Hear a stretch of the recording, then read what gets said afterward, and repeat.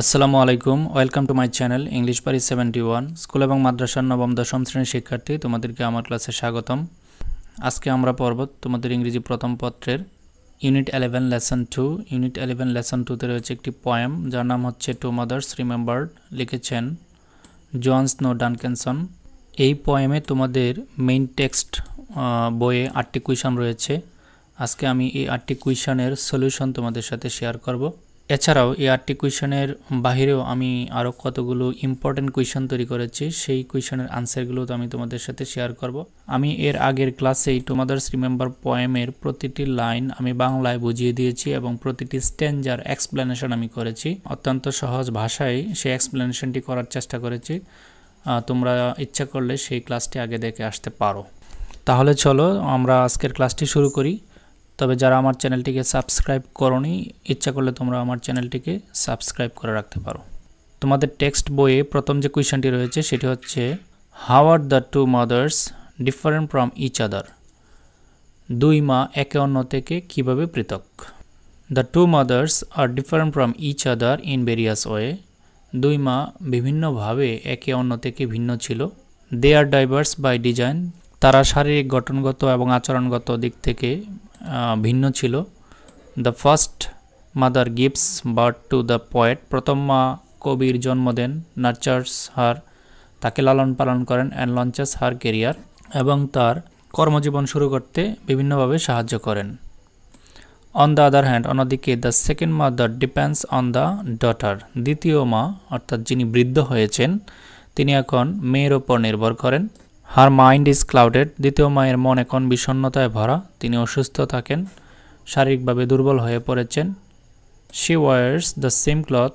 তিনি একই পোশাক পরেন, but she seems like a stranger. কিন্তু তাকে এখন অপরিচিত মনে হয়। আমি আনসারটি তৈরি করতে যে ওয়ার্ডগুলো ইউজ করেছি সেই প্রতিটি ওয়ার্ডেই কিন্তু কবিতার মধ্যে রয়েছে, প্রতিটি ইনফরমেশন কিন্তু কবিতার মধ্যে রয়েছে। ইনফরমেশনগুলো কবিতা থেকে নিয়েই কিন্তু আমি আনসারটি তৈরি করেছি। তোমরা যদি কবিতার অর্থ ভালোভাবে বুঝতে পারো তাহলে কবিতা থেকে যে কোনো কোয়েশ্চেন আসুক সেই কোয়েশ্চেনের আনসার তোমরা ইজিলি করতে পারবে। দ্বিতীয় প্রশ্নটি হচ্ছে, how are they the same? Same মানে কি? মিল। তাদের মধ্যে মিল কোন কোন জায়গায়? They are the same in some cases. তারা কিছু ক্ষেত্রে তাদের মধ্যে মিল রয়েছে। ফর এক্সাম্পল, উদাহরণস্বরূপ, both of them have the same name। দুইজনেরই একই নাম রয়েছে। have the same dress, একই পোশাক পরেন। look the same at least at arm's length, তাদেরকে দেখতে একই দেখায়, বিশেষ করে তাদের যে বাহুগুলো রয়েছে, বাহুর যে দৈর্ঘ্য সেগুলো হচ্ছে একই। and their daughter loves them, এবং তাদের যে মেয়ে রয়েছে সেই মেয়ে দুই মাকেই ভালোবাসে। what did the first mother do to the speaker? এখানে স্পিকার বলতে পয়েট। প্রথম মা কবির জন্য কি করেছিলেন? The first mother gave birth to the speaker। প্রথম মা কবির জন্ম দিয়েছিলেন। Nurtured her, তার লালন পালন করেছিলেন। And launched her career, এবং তার কর্মজীবন শুরু করতে সাহায্য করেছিলেন।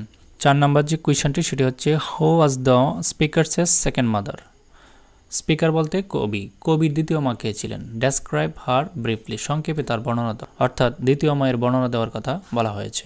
The first mother in her old age was the speaker's second mother। কবির বৃদ্ধ যে মা তিনি হচ্ছেন কবির দ্বিতীয় মা। Her second mother's mind was clouded.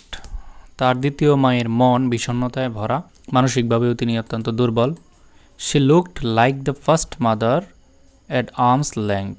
তিনি দেখতে তার প্রথম মায়ের মতোই, বিশেষ করে তার মায়ের যে হাতগুলো রয়েছে সেগুলো। But she was different from her in many ways. কিন্তু দ্বিতীয় মা প্রথম মায়ের চেয়ে একটু ভিন্ন, তাদের মধ্যে একটু ভিন্নতা রয়েছে। She dependent on her daughter. এখন তিনি তার মেয়ের ওপর নির্ভর করেন। Question number 6, who are the three women refer to in the poem? কবিতায় উল্লিখিত 3 মহিলা কে কে ছিলেন? ব্রিফলি ডেসক্রাইব দেম, সংক্ষেপে তাদের বর্ণনা। The three women refer to in the poem are the poet's mother in her youth and the old and the poet herself. কবিতায় উল্লিখিত 3 জন মহিলা হচ্ছেন কবির অল্প বয়স্কা মা, বৃদ্ধকালীন মা এবং কবি নিজে। The first mother gives birth to the poet. প্রথম মা কবির জন্ম দেন। নার্চার্স, লালন পালন করেন। লঞ্চেস হার কেরিয়ার, এবং তার কর্মজীবন শুরু করে দেন। The second mother depends on her daughter. দ্বিতীয় মা তার মেয়ের ওপর নির্ভর করেন। And the daughter is the observer and speaker of the two mothers, এবং কবি নিজেই হচ্ছেন এই দুই মায়ের সন্তান। এবং কবি নিজে এই দুই মায়ের দেখাশোনা করেন। Question number 7, what should children do to দিয়ার মাদার অ্যান্ড হোয়াই? চিলড্রেন বলতে এখানে সন্তানদেরকে বলা হয়েছে, মায়েদের জন্য সন্তানদের কী করা উচিত এবং কেন করা উচিত। Children should love and look after দিয়ার মাদার্স। সন্তানদের উচিত তাদের মায়েদেরকে ভালোবাসা এবং তাদের যত্ন নেওয়া, অ্যাজ দিয়ার মাদার্স লাভড দ্যাম, যেভাবে তাদের মায়েরা তাদের ভালোবাসত এবং যত্ন নিত। বিকজ, কারণ, দিয়ার mother's give birth to them, কারণ তাদের মায়েরাই তাদের জন্ম দিয়েছেন, নার্চার্স দ্যাম, তাদেরকে লালন পালন করেছেন, অ্যান্ড লঞ্চ দেয়ার কেরিয়ার, এবং তাদের কর্মজীবন শুরু করতে সাহায্য করেন। If they do not do for their mothers in their old age, যদি সন্তানরা মায়েদের বৃদ্ধ বয়সে তাদের যত্ন না নেন, এই কাজটি যদি না করেন, their children will do the same when they become old, যারা তাদের মায়েদের যত্ন নেবেন না, তাদের সন্তান যখন জন্মগ্রহণ করবে তখন তাদের সন্তানরাও তাদের প্রতি একই আচরণ করবেন, অর্থাৎ ভালোবাসবেন না এবং যত্ন নেবেন না। Do you like this poem? তুমি কি এই কবিতাটাকে পছন্দ করো? হোয়াই? পছন্দ যদি করো তাহলে কেন পছন্দ করো? ইয়েস, হ্যাঁ, I like this poem very much, আমি এই কবিতাটা অনেক বেশি পছন্দ করি। ফ্রম দ্য পোয়েম, কবিতা থেকে, আই ক্যান নো, আমি জানতে পারি, how a mother gives birth to us, কীভাবে একজন মা আমাদেরকে জন্ম দেন, নার্চার্স লালন পালন করেন, and helps to launch our career, এবং আমাদের কর্মজীবন শুরু করতে সাহায্য করেন। দিস পোয়েম ইনক্রিজেস, এই কবিতাটা বৃদ্ধি করে, লাভ ফর আওয়ার মাদার্স, আমাদের মায়ের প্রতি ভালোবাসা বৃদ্ধি করে, এই জন্যই আমি এই কবিতাটা পছন্দ করি। What is the central theme of the poem? কবিতার সেন্ট্রাল থিম কি? The central theme of the poem is remembrance, এই কবিতার সেন্ট্রাল থিম হচ্ছে স্মরণ, মাকে স্মরণ করছেন কবি, গ্রিফ, কষ্ট, and the enduring love between mothers and their children, এবং মা এবং তাদের যে সন্তান, এই সন্তানদের মধ্যে যে একটি স্থায়ী ভালোবাসা রয়েছে, এই ভালোবাসা, গ্রিফ এবং রিমেম্ব্রেন্স, এইগুলো হচ্ছে এই পোয়েমের central theme. How does the speaker express her love for her mother? কবি কীভাবে তার মায়ের প্রতি ভালোবাসা প্রকাশ করেছেন? The speaker expresses her love for her mother, কবি তার মায়ের প্রতি ভালোবাসা প্রকাশ করেছেন by remembering her mother's voice, তার মায়ের যে কণ্ঠ রয়েছে সেই কণ্ঠ স্মরণ করার মধ্যে, টাচ, স্পর্শ, অ্যান্ড প্রেজেন্স, এবং উপস্থিতি, and by cherishing her memory deeply, এবং তার মায়ের যে স্মৃতিগুলো ছিল সেই স্মৃতিগুলো গভীরভাবে স্মৃতিতে ধরে রাখার মাধ্যমে, লালন করার মাধ্যমে কবি তার মায়ের প্রতি ভালোবাসা প্রকাশ করেছেন। What emotions are portrait in the poem? কবিতার মধ্যে আবেগ কিভাবে চিত্রায়িত হয়েছে? মূলত এটি একটি ইমোশনাল পোয়েম, কবিতার মায়ের প্রতি যে ভালোবাসা সেটা অত্যন্ত ইমোশনালভাবে প্রকাশ করেছেন। তো এই প্রশ্নে এটাই জানতে চাওয়া হয়েছে, কবিতার মধ্যে কোন আবেগটি চিত্রায়িত হয়েছে।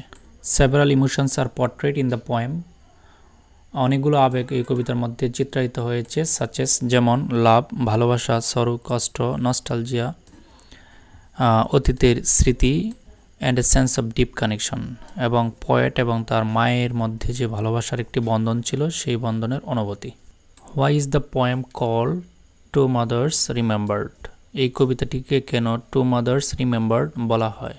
দুই মায়ের স্মরণ কেন বলা হয়? Because it reflects on the memory of the speaker's mother, এই কবিতাটিকে টু মাদার্স রিমেম্বার্ড বলা হয় কারণ এই কবিতার মধ্যে কবির মায়ের যে স্মৃতিগুলো সেই স্মৃতিগুলো প্রতিফলিত হয়েছে, অর্থাৎ স্মৃতিগুলোকে তুলে ধরা হয়েছে। অ্যান্ড হাউ শি বলতে হচ্ছে the speaker is remembered as a mother by her own children, এবং কবির যখন নিজের সন্তান হবে সেই সন্তানরা কবিকে কিভাবে স্মরণ করবে এই বিষয়গুলো কবিতার মধ্যে চিত্রায়িত হয়েছে, এই জন্য এই কবিতাকে টু মাদার্স রিমেম্বার্ড বলা হয়। প্রিয় শিক্ষার্থী, আশা করি তোমরা প্রতিটি কোয়েশ্চেনের আনসারগুলো ভালোভাবে বুঝতে পেরেছ। এরপরের ক্লাসে আমি এই পোয়েমের সামারির উপর একটি ক্লাস নেব। সেই পর্যন্ত সবাই ভালো থাকবে। আসসালামু আলাইকুম।